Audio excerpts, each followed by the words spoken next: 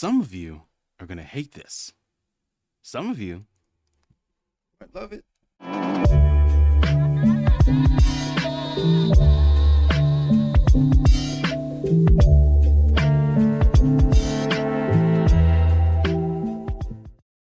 What is up? Welcome to the channel where I talk, you listen. I'm your host Anonymous, and today I just realized that this is my channel and I can talk about whatever I want.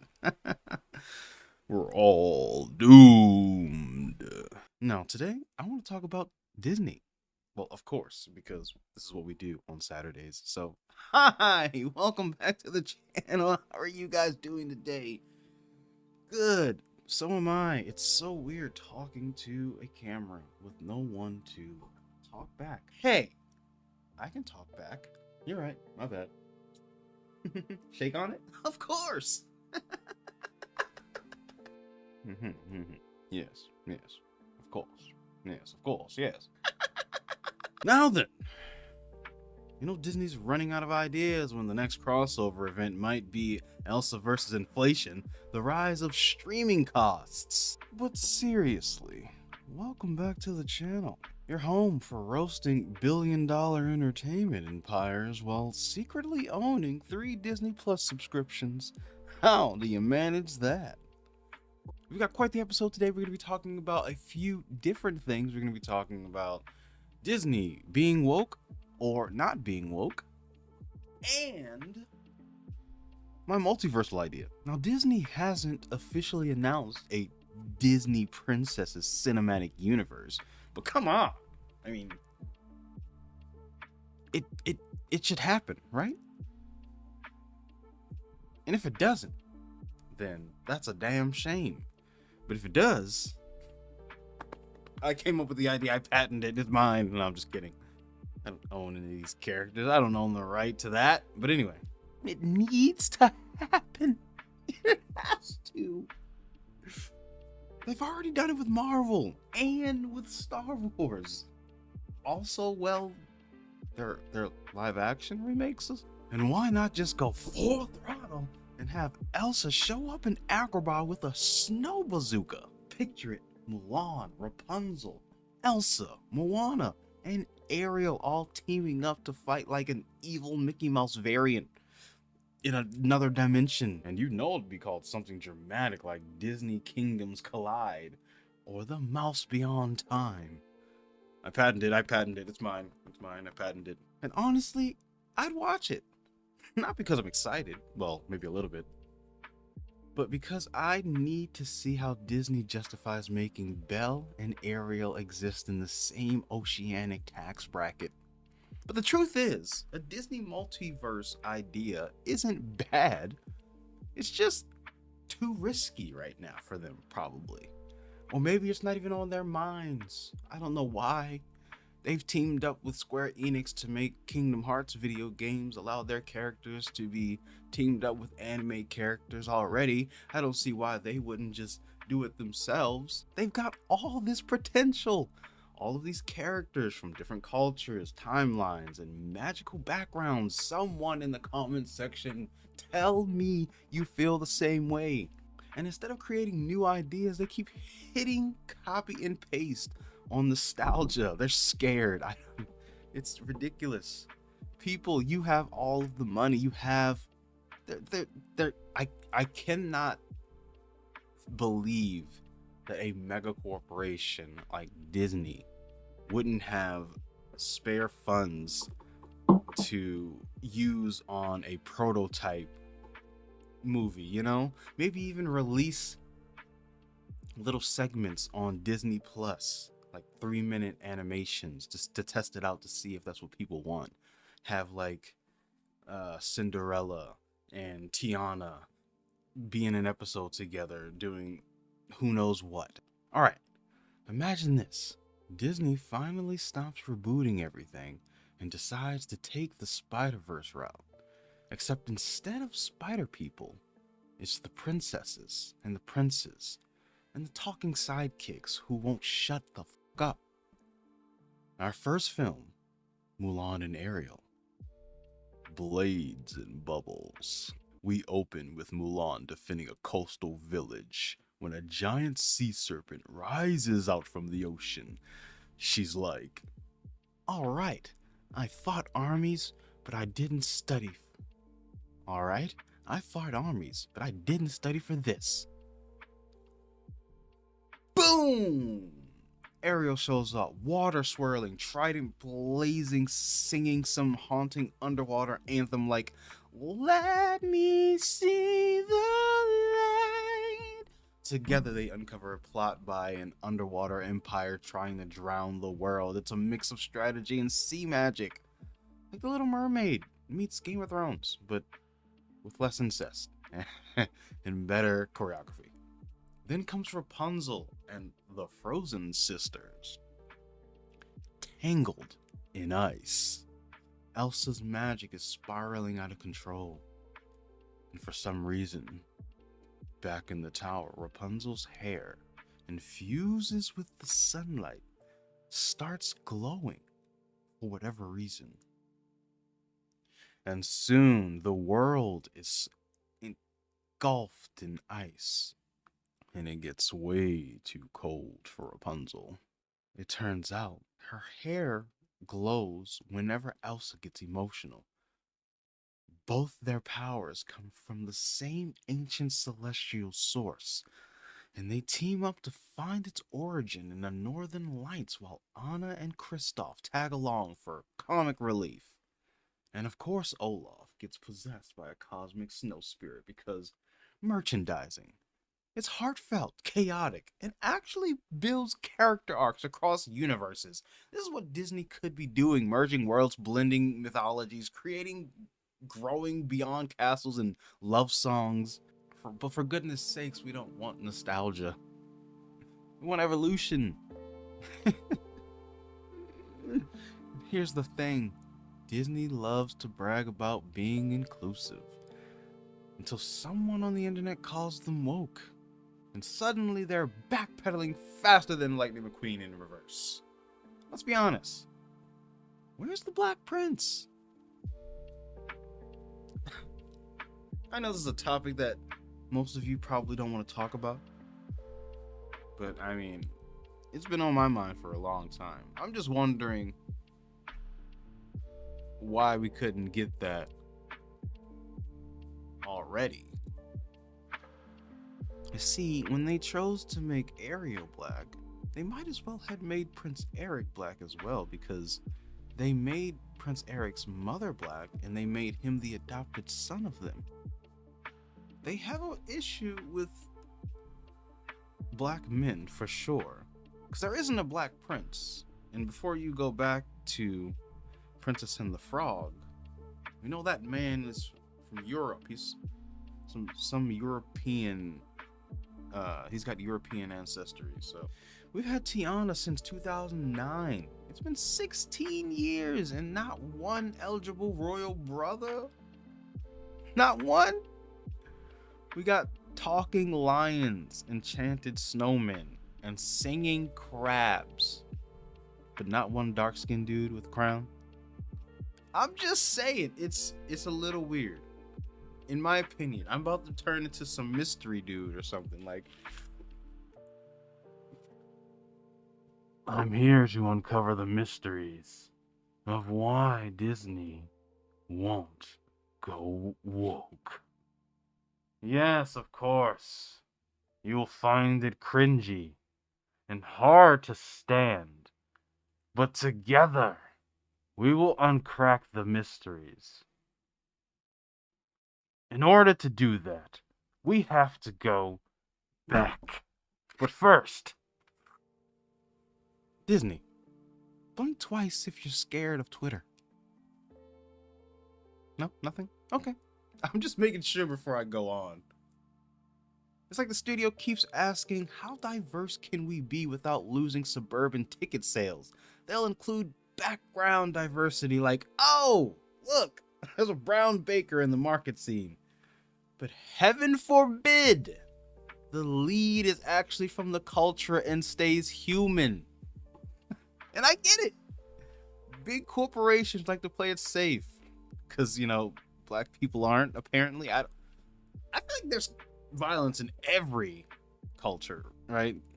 In every ethnicity has their own versions of violence. No matter where you come from, there is violence somewhere over there. There is hate over there somewhere. You got to stop acting like black people are the worst people on the planet. It's not that big of it cannot be that big of a risk to put us on the screen as the main character and leave us human, right? Maybe give us some powers or something, man. But this fear of being too woke is actually making Disney less creative. For those of you who don't know what the word means, woke is a slang term that can mean being aware of and attentive to social injustice, particularly racial and social ones. But it can also be used negatively to criticize those perceived as overly politically correct. Wait, what? That's what it means? Yeah. So if you're against being woke, you're basically asleep? Basically. And if you're asleep, you can't feel the pain.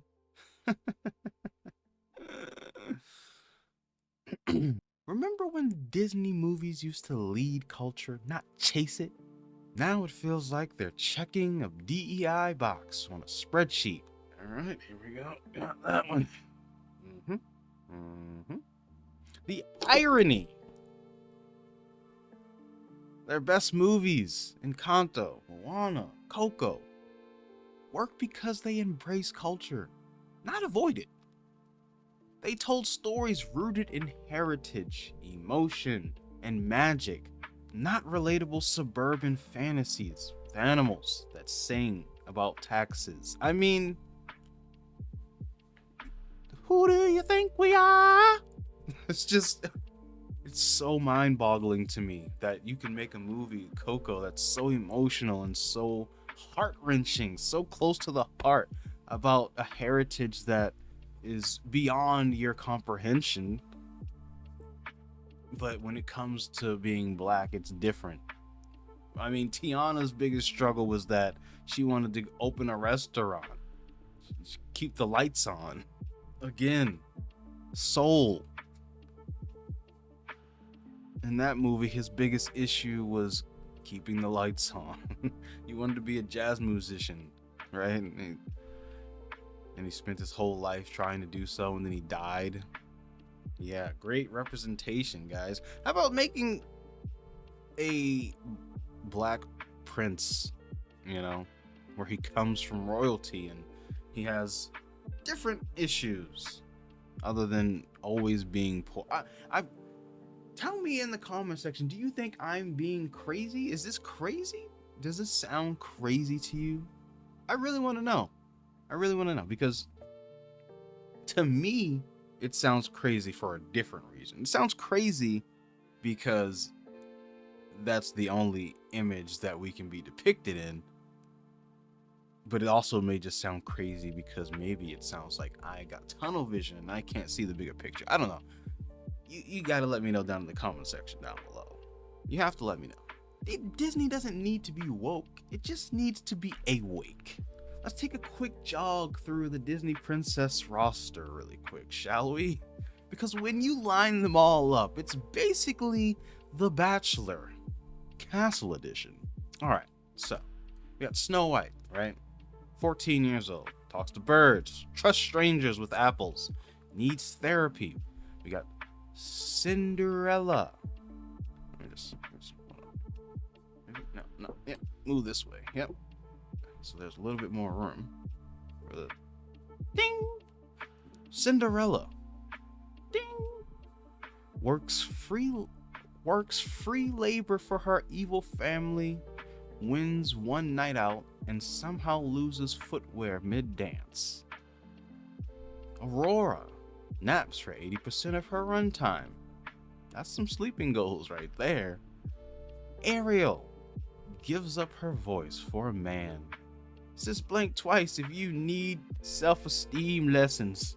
Belle falls in love with her kidnapper.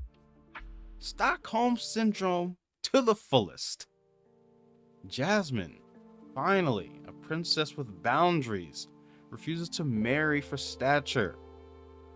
Queen behavior right there. Pocahontas. Disney. Let's pretend that colonialism has vibes. Good movie vibes. Yeah. Mulan joins the army, disguises herself as a man, saves China, gets no sequel that makes any sense. Tiana hustles harder than Jeff Bezos, but spends the movie as a frog. Rapunzel, weaponized hair, gaslighting, and gatekeeping with a glow. Merida, basically Braveheart with better curls. Moana sails the ocean with The Rock. Anna and Elsa, trauma sisters. One sings too much, the other freezes her emotions literally. Raya, trust issues. The movie. All amazing stories, but notice a trend. Most of them exist in worlds with one token race at a time. You get one country, one color palette, and that's your diversity quota for 5 years. We could be mixing these worlds together, showing that cultures can overlap. I mean, I thought that was the magic in Disney. Is there anyone still watching? You guys still here? That's crazy if you are. I mean, I feel like I'm talking to myself. I don't know. Let me know down in the comment section if you're still here. If you hate my guts, let me know. I'll take any comments. But Disney still treats each princess like a theme park ride that can't leave its section. Peculiar. Okay, let's talk about Disney's new obsession, making everything racially ambiguous. God, this is a tough video. I can't believe I'm not dead. Have you seen Wish? The main girl, Asha. Gorgeous design, but you can't quite tell her background, right? Is she black? Is she Latina? Is she South Asian? Is she Mediterranean? Who knows? Disney's like, if we can't define her, no one can get mad. Same thing with Elio, the Pixar movie with the kid, the eye patch and the shoulder pads and you know what I'm talking about. Wait, here, that guy. Yeah. Adorable, emotional trailer. But again, the ethnicity is undefined brown. It's like they went to a diversity meeting, spun a color wheel, and said, perfect, this will photograph well on IMAX. Look, representation doesn't mean just making everyone medium tan. It means celebrating specificity, cultural details, language, music, the things that make people feel seen, not blurred. I mean, have you seen K-pop Demon Slayer, right? That's so cultural. And then, have you seen Turning Red? Again. Have you seen Coco? Again. Now, let's talk about something that's become a meme. The black character transformation curse. Ooh, my back just cracked from all the pain. Princesses, and again, this is a video of speculation. This is also a video of my own personal opinion, perspective, bias. You don't have to agree with me, but that doesn't mean that we can't still coexist. Now, what I'm going to do next is even more of a spine breaker. Princess and the Frog, runtime, 1 hour and 37 minutes. Tiana's human for about 18 minutes total. 18 minutes. The rest of the time, she's a frog. So, like 81% of the movie, she's amphibian. Let's compare that movie to a movie like Cinderella, right? Cinderella, a movie. Well, we talked about what the movie was about already, but she spends the movie entirely as herself. You know, just changing of the clothes to change the appearance and stature, right? And then we got Moana, right? Herself, the whole movie. Then we got Lilo and Stitch. Lilo herself, the whole movie. You see where I'm going? Even Aurora was herself the whole movie. She was just asleep. Even Snow White was herself the whole movie. She was just dead. Even in death, they didn't change her. Am I onto something? I feel like I'm onto something, but I can't put my finger on what it is.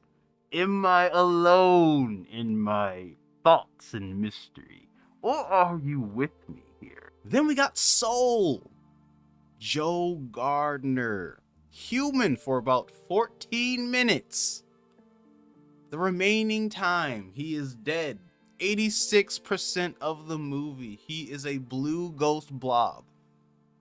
With, not to mention, his story is overlapped by another character who has a more interesting, more deep backstory than him. Yikes. And neither of these characters succeed in a huge way. They get what the writer feels that they deserve, but they don't get the grand epic ending that we know Disney for. And again, Cinderella, I have to use her as an example because she went from being abused at home by her stepsisters, you know, and then became rich. Ariel, she went from being a mermaid who was already the daughter of the king of the sea, so she could go anywhere. She just wanted to go on land, and she lost her voice but got it back and then got everything she wanted at the end anyway, with the understanding of her father. Mulan restored honor to her family and became a freaking symbol. What? Why do our characters feel so downplayed? Is it just me? Come on. Somewhere you have to agree that this feels wrong.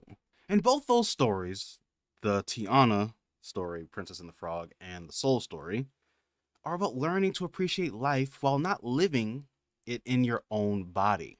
It's like Disney's afraid to just let a black character be black and human for the entire movie. Meanwhile, every other racial vague hero gets full screen time. No one turning into anything other than like Elsa into a snowman or something, or Rapunzel into a mop. Anything. Representation isn't just being in the movie, it's staying in the movie as yourself. Being able to be yourself, tell a story from your perspective. That is the big theme in Pixar movies these days. They have people within, I mean, they have it all over Disney Plus. You can watch the behind the scenes of like Turning Red and then Elio and all that kind of stuff, where you can see the behind the scenes of like the people who work there who want to express their creativity and their backstory through a film, get their turn to do so. But where is the I mean, I know Soul's kind of like that, but like he's not even really in the movie. I mean, Every story starts the same. Once upon a time in a land far, far away. Okay, but where's the land right here? Right now, people are craving stories that reflect the modern world and the magic. Not everything needs to be a remake or something from 1955 with new CGI hair physics. Disney's brand used to mean risk-taking, but lately it how do we sell this without offending both sides of Twitter? They need to bring back Vision. Give us weird, bold, emotional stuff. We can handle it. So here's the truth. Disney still has the magic, it's just buried under corporate fear and algorithmic storytelling.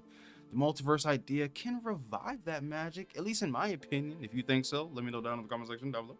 If they do it right, crossovers that matter, diversity that feels real, creativity that challenges comfort zones, it could be good.